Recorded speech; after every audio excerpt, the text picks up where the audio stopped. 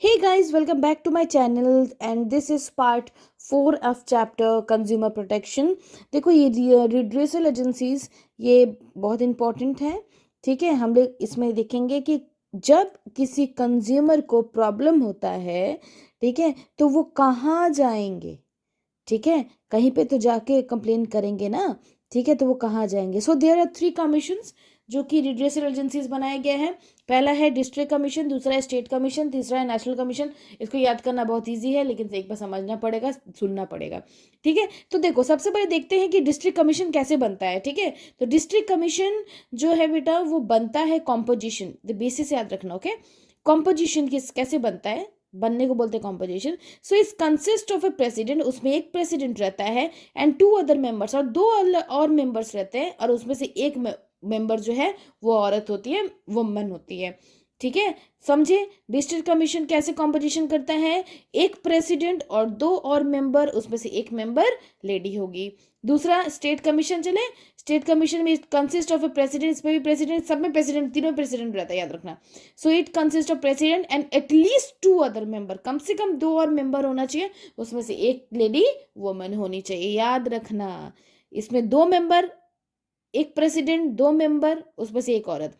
इसमें एक प्रेसिडेंट, कम से कम 2 मेंबर, उसमें से एक औरत। ठीक है, तीसरा है नेशनल कमीशन। नेशनल कमीशन में प्रेसिडेंट तो मैंने बोला है, और 4 मेंबर और उसमें से एक औरत, याद रखना। दो दो दो, एटलीस्ट 2, 4, और उसमें से तीनों में एक एक औरत होनी चाहिए। ओके, चलो तीसरा, सॉरी सेकंड देखते हैं। Who can be president, president कौन बन सकता है, हम जैसे लोग बनेंगे क्या प्रेसिडेंट, क्या हमारा क्वालिफिकेशन है। ठीक है, चलिए देखिए किसका क्वालिफिकेशन है प्रेसिडेंट बनने का। किसका प्रेसिडेंट, डिस्ट्रिक्ट कमीशन का प्रेसिडेंट। ठीक है, वर्किंग और रिटायर्ड जज ऑफ डिस्ट्रिक्ट कोर्ट, ऐसा जज या तो वो वर्किंग हो या तो वो रिटायर्ड हो, कहाँ, डिस्ट्रिक्ट कोर्ट में। ठीक है, तो वो एलिजिबल है क्या बनने के लिए, प्रेसिडेंट बनने के लिए, कहाँ, डिस्ट्रिक्ट कमीशन में। ठीक है, चलते हैं स्टेट वाले में। स्टेट में क्या है, अब तुम लोग खुद ही अंदाजा लगा सकते हो, अ वर्किंग और रिटायर्ड जज ऑफ हाई कोर्ट, क्योंकि स्टेट तो हाई से कनेक्ट करता है ना, डिस्ट्रिक्ट तो लोकल से, मतलब डिस्ट्रिक्ट कोर्ट से ये करता है।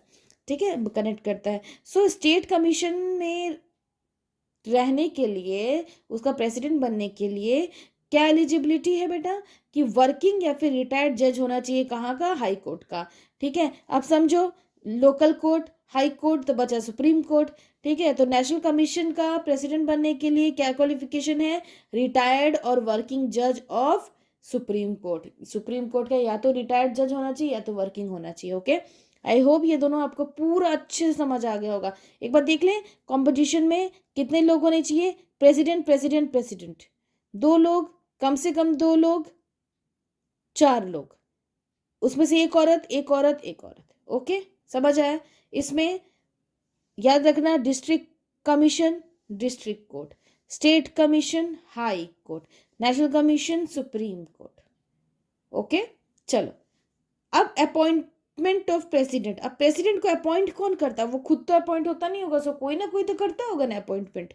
ठीक है, तो अब देखते हैं उसका अपॉइंटमेंट कौन करता है। So the president is appointed by the state government. President को कौन अपॉइंट करता है, याद रखना, स्टेट गवर्नमेंट अपॉइंट करता है, on recommendation of the selection committee. वहाँ पे एक सिलेक्शन कमेटी रहती है, वो बताती है कैसे कैसे करना है, उसी तरह स्टेट गवर्नमेंट क्या करती है, अपॉइंट करती है प्रेसिडेंट को। ठीक है, अब स्टेट देखो, यहाँ तो स्टेट कर ली, अब यहाँ कौन करेगा, the president is appointed by the state government after consultation with the chief justice of high court. Chief justice of high court से कंसल्ट करने के बाद ही स्टेट गवर्नमेंट क्या करेगा, अपॉइंट करेगा। ओके, अब इसमें क्या है, the president is appointed by the central government, यहाँ पे सेंट्रल गवर्नमेंट करता है, after consultation with the chief justice of India.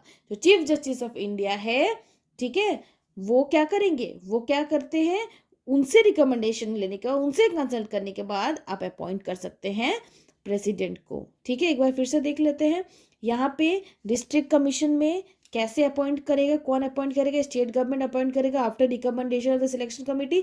State commission में कौन करेगा, स्टेट गवर्नमेंट ही करेगा, लेकिन किसी कंसल्टेशन के बाद, chief justice of high court के बाद। नेशनल कमीशन में कौन करेगा, ठीक है, नेशनल कमीशन में आपका सेंट्रल गवर्नमेंट करेगा किसके कंसल्टेशन के बाद? Chief justice of India. आपको बताना चीफ जस्टिस ऑफ इंडिया भी कौन है। ओके चलो, जुडिक्शन। ठीक है, जुडिक्शन में क्या देखते हैं कि अगर मेरे साथ कुछ मान लो मिस हैपनिंग हो जाती है गुड्स को लेके, ठीक है, तो कितने अमाउंट तक में हम कहाँ जाएंगे? ठीक है, मान लो हमको 10 करोड़ का लॉस हो गया, तो हम क्या डिस्ट्रिक्ट कमीशन में जाएंगे कि स्टेट कमीशन में जाएंगे कि नेशनल कमीशन में जाएंगे? या मान लो हमको 2 लाख रुपए का लॉस हो गया, तो क्या हम डायरेक्ट नेशनल कमीशन में जाएंगे या स्टेट में जाएंगे या डिस्ट्रिक्ट में जाएंगे? इसका ना एक बंधा हुआ है, ओके, एक लिमिट बना हुआ है। तो यहाँ देखते हैं, ये सबसे ज्यादा इंपॉर्टेंट, ये और इसके बाद जो एक टॉपिक है वो। ठीक है, so entertain complaints under the value of goods and services does not exceed 1 crore. ऐसा वैल्यू जिसका ऐसा अमाउंट, ऐसा लॉस जिसका वैल्यू 1 करोड़ से कम हो, वो लोग डिस्ट्रिक्ट कमीशन में जाएंगे। मान लो हम मुझे ना 1 लाख का लॉस हो गया, तो हम कहाँ जाएंगे? डिस्ट्रिक्ट कमीशन में जाएंगे। ठीक है, यहाँ वाले स्टेट कमीशन में कौन जाएगा? अगर जो आपको लॉस का अमाउंट 1 करोड़ से 10 करोड़ के बीच में है, याद रखना 1 करोड़ से 10 करोड़ के अगर बीच में है तो स्टेट कमीशन में जाओगे, और 10 करोड़ से ऊपर है तो नेशनल कमीशन में जाओगे। अच्छा मुझे बताओ, अगर गुड्स एंड वैल्यू लॉस का जो वैल्यू है वो 7 करोड़ रुपीज है, तो कहाँ जाओगे? सोचो सोचो सोचो। स्टेट में जाओगे, क्योंकि स्टेट में अगर लॉस अगर 1 से 10 करोड़ के बीच में हुआ है तो स्टेट कमीशन, डिस्ट्रिक्ट कमीशन में 1 करोड़ से कम हुआ है तो, और नेशनल कमीशन में 10 करोड़ से ज्यादा हुआ है। तो याद रखना 1 करोड़ से कम, 1 करोड़ से 10 करोड़, 10 करोड़ से ज्यादा। ओके ठीक है, अब एक last topic, last redressal agency बचा हुआ, last point, appeal against order. ठीक है, मान लो ऑर्डर निकल गया और आप डिससेटिस्फाइड हो, ठीक है, मतलब रिजल्ट निकल गया, डिससेटिस्फाइड हो, तो कहाँ जाओगे? क्या करोगे? अब क्या करोगे? ठीक है, मान लो कि जो आपको जो कोर्ट का जो रिजल्ट आने वाला था वो आपके खिलाफ हो गया, ठीक है, तो उस केस में क्या करोगे? मानोगे कि आगे स्टेप फर्दर करोगे? तो उसके लिए भी कंज्यूमर प्रोटेक्शन ने निकाला है एक तरीका। क्या है कि अगर आप डिस्ट्रिक्ट कोर्ट में अगर आपने अपील किया था और आप वहां से अगर डिससेटिस्फाइड हो, ठीक है, तो क्या होगा? Any person who is aggrieved by the order of district forum can appeal against such order to state commission with in 45 days. तो जब से ऑर्डर निकला है, जब से रिजल्ट आया, उस दिन से 45 दिन के अंदर आप फिर से अपील कर सकते हो। कहाँ पे? अगर डिस्ट्रिक्ट कोर्ट से अगर आपको रिजल्ट रिसीव हुआ और आपसे डिससेटिस्फाइड हो, तो आप स्टेट के पास करोगे। किसके पास करोगे? स्टेट कमीशन के पास। ठीक है, कितने दिन के अंदर? 45 दिन। याद रखना इंपॉर्टेंट है, 45 दिन। कितने दिन? 45 डेज। अब अगर स्टेट कमीशन में कुछ अगर ऑर्डर आया और आप उससे भी डिससेटिस्फाइड हो, तो आप क्या करोगे? By any person who is aggrieved by the order of state commission can appeal against such order to national commission. याद रखना, डिस्ट्रिक्ट में अगर ऑर्डर निकला तो डिस्ट्रिक्ट वाले स्टेट कमीशन में जाके क्या करेंगे? फिर से केस करेंगे।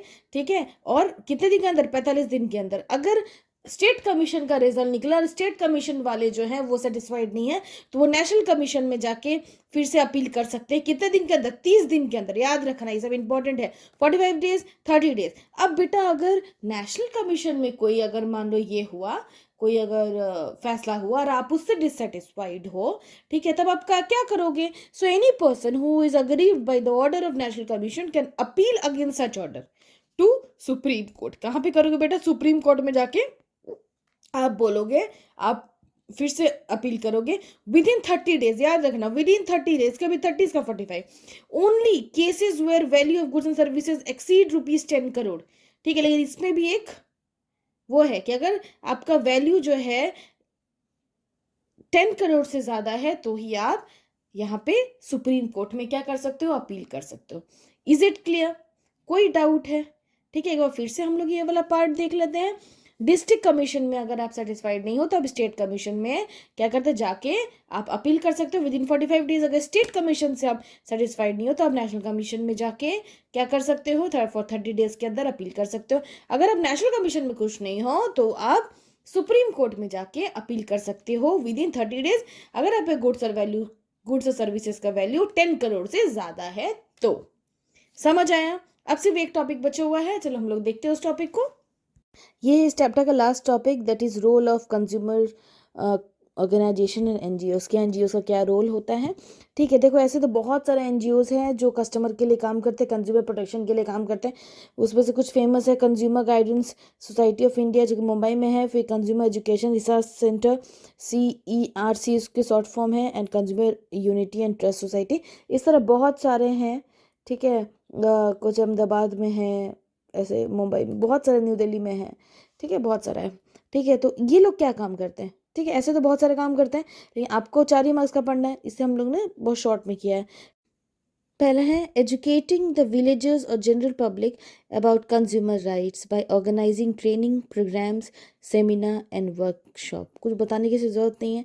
विलेजर्स को, जनरल पब्लिक को कंज्यूमर राइट्स के बारे में बताना, कैसे ट्रेनिंग प्रोवाइड करना, प्रोग्राम्स रखना, सेमिनार वर्कशॉप रखना।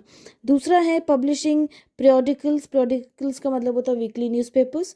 ठीक है, और अदर पब्लिकेशंस, मैगजीन्स वगैरह, ताकि कंज्यूमर प्रॉब्लम के बारे में उसमें छप सके और लोगों को पता चल सके, और उसका क्या सोल्यूशन निकला वही पता चल सके। तीसरा है filing complaint in consumer court on behalf of consumer. ये कंज्यूमर के बिहाफ में, कंज्यूमर के बदले, ठीक है, ये जो ऑर्गेनाइजेशन से ये काम करती है उनके बदले केस फाइल करती है, कंप्लेन करती है। Motivating people to ask for quality marks such as ISI mark, Agmark, eco mark, और भी बहुत सारे मार्क्स हैं। ठीक है, FPO वगैरह। ठीक है, लोगों को ये मोटिवेट करना कि आप जब भी सामान खरीदें क्वालिटी खरीदें। ठीक है, ये सारे मार्क इसमें होने चाहिए ताकि आपको कोई